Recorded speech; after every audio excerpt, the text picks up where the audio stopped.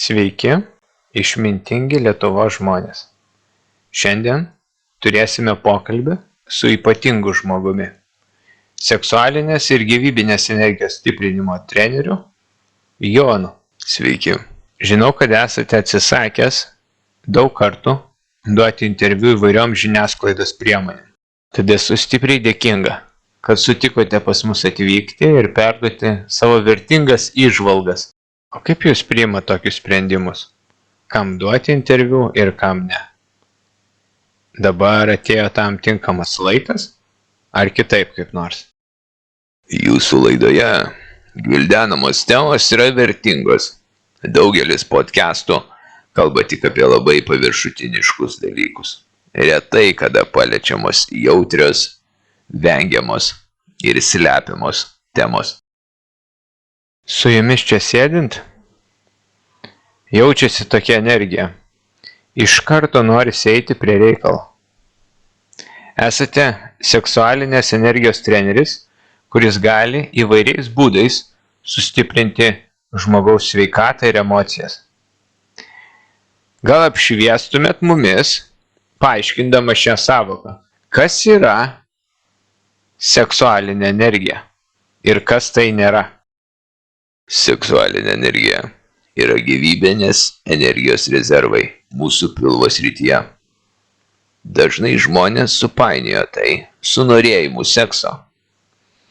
Sekso norėjimas neįeina į seksualinės energijos apibūdinimą. O kaip čia taip? Dėl ko sekso norėjimas nesiskaito seksualinės energijos dalimi? Kaip tai suprasti? Pavyzdys.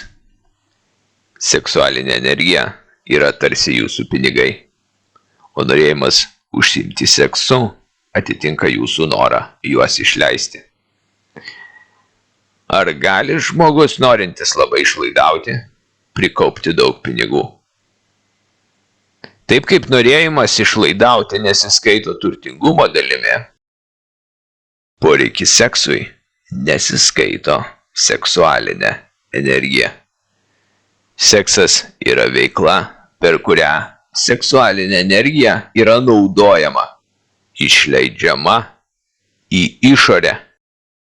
Jeigu žmogus turi didelės pajamas, tuomet išlaidavimas nebaisu. O ar tas pats galios seksualinės energijos atžvilgiu? Ar gali kai kurie žmonės gaminti daugiau energijos negu kiti? Tikrai taip. O kaip turėti didžiulės seksualinės energijos pajamas? Vienintelis variantas – treniruotis. Per programas ir technikas skirtas šiam tikslui. Tai kaip suprantu iš jūsų, stipri seksualinė energija arba jos didelio kiekio turėjimas reiškia potencialą seksui, o nebūtinai jo poreikį?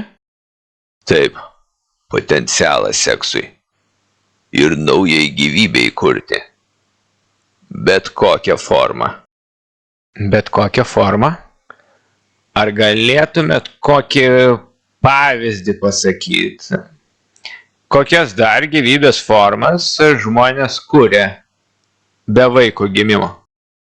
Viskas, kas naujo atrandama ir sukuriama, vyksta būtent dėl seksualinės energijos. Jūsų podcastas negalėtų būti toks įdomus ir unikalus, jeigu nebūtų naudojama daug seksualinės energijos. Visų naujų santykių pagrindinė varomoji jėga yra seksualinė energija. Tai norint sėkmingai sustiprinti savo seksualinę energiją, galima kreiptis pas jus. O ar tas pats galioja, jeigu norime pastiprinti savo santykius poroje? Ar jūsų paslaugos apima pagalbą poroms santykiuose? Dėl savo santykių reikalų vertingiausia iš pradžių kreiptis pas save. Nes tik jūs žinote, ko jūs norite savo santykiuose, kas jums priimtina ir nepriimtina, kas jums vertinga ar reikalinga. Nėra vieno santykių varianto, kuris tiktų visiems. Kiekvienas esame unikalus ir savo santykius kuriam su kitokiais žmonėmis. Vertingiausia patiems išsiaiškinti, ko jūs labiausiai norite. Ir mokytis apie tai komunikuoti su savo artimiausiu žmogumi. Mes, treneriai, galime jums suteikti vertingų įrankių, tokių kaip seksualinė energija arba stipri sveikata, pasitikėjimas savimi, emocinis gerbūvis. Tačiau visus darbus su tais įrankiais sėkmingiam santykiam kurti turite atlikti patys. Taip, suprantu, apie ką jūs kalbate. Mano santykiai niekada nebūna panašus į niekieno kito, kiek yra tekę matyti. Pavyzdžiui, aš jaučiu seksualinį malonumą, kai mane muša ar tam tikrų būdų sukelia skausmą. O jūs turite kokių patarimų? Ar galite padėti žmonėm su tokiu dalyku kaip mazochizmas?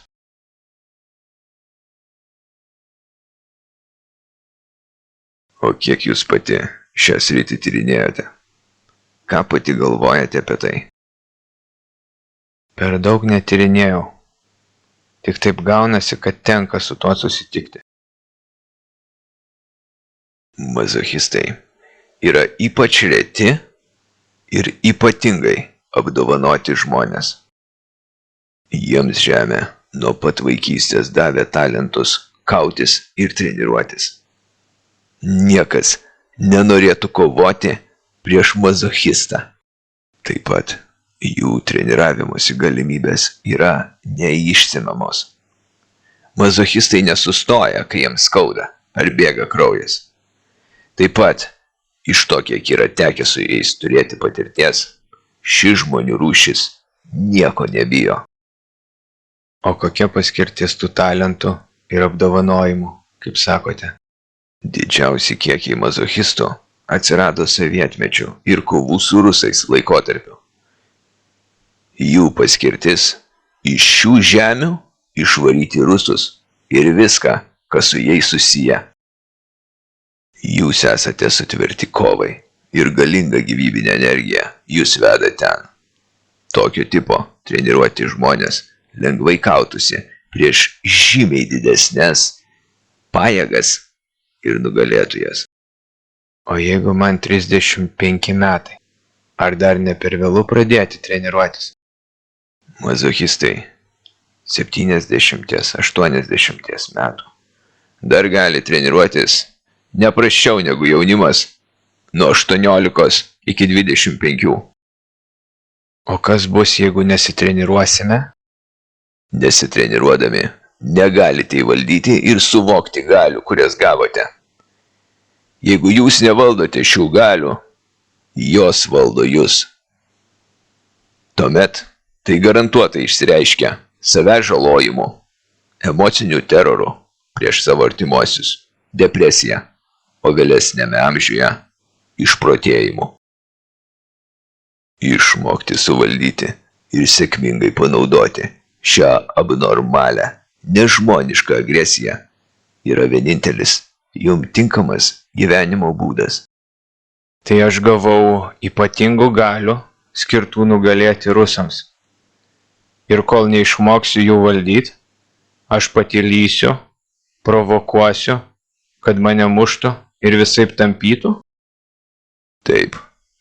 Ir tik specialus treniravimasis gali jums padėti suprasti, kas jūs esate ir kiek įvairiausių jėgų turite. O kaip man dabar išmokti visas tas galias valdyti ir panaudoti? Pirmiausia, jūsų kūnas turi būti paruoštas tokius kiekius jėgų priimti ir atlaikyti. Tada per šiuos energijos srautus ateina ir aišku žinojimas, ką su tuo daryti ir kaip sėkmingai naudotis. savo gyvenimo labui bei gerbuviui kurti.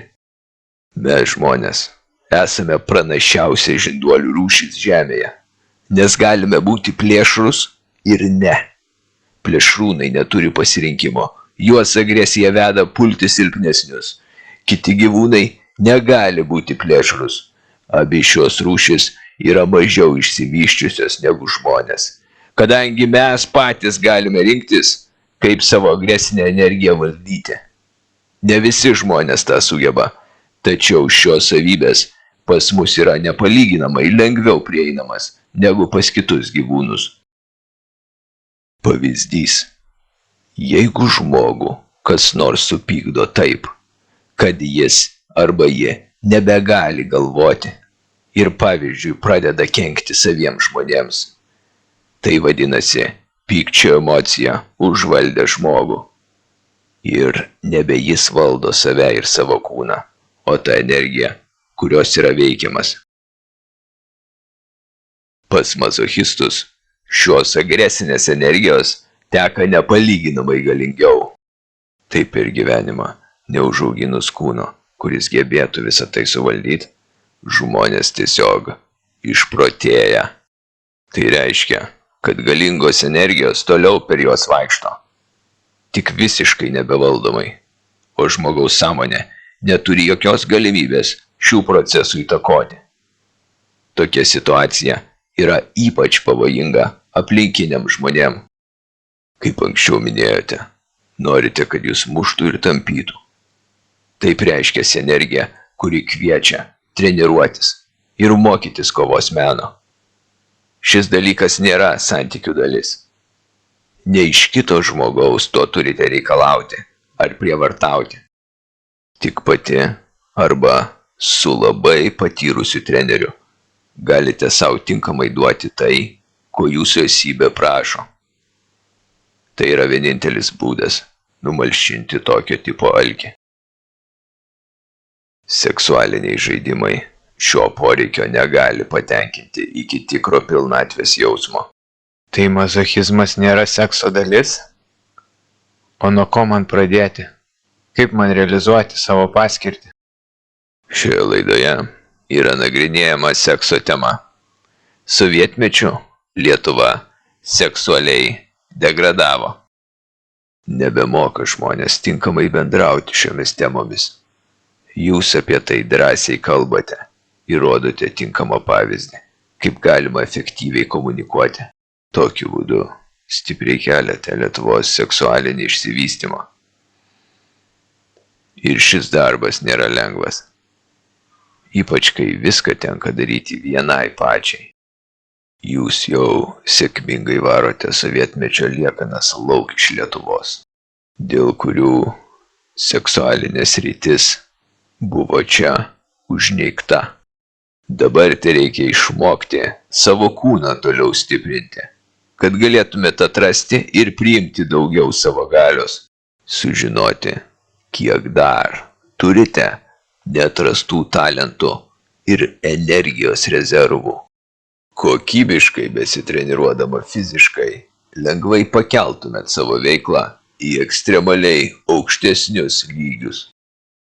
Gerai, sakykim, noriu patyrinėti save fiziniai veikloj. Tikrai viena tuo neužsiimčiau. Nuo ko rekomenduotumėt pradėti? Jeigu patyrinėti, tai verta mėginti įvairiausias sporto šakas ar kovinės veiklas. Svarbiausia, kad būtų daug, sunku ir žiauru. Pati nuspręsite, kur pasilikti. Susitikus su kokiais nors sunkumais gyvenime, verta prisiminti, kad gimėte būti elitiniu kariu, kuris savo misiją įvykdys ir visus priešus nugalės. Ne visi priešai yra gyvi, kai kurie iš jų yra jūsų pačios viduje, kaip pavyzdžiui tam tikri ribojantis įsitikinimai, įpročiai, savybės.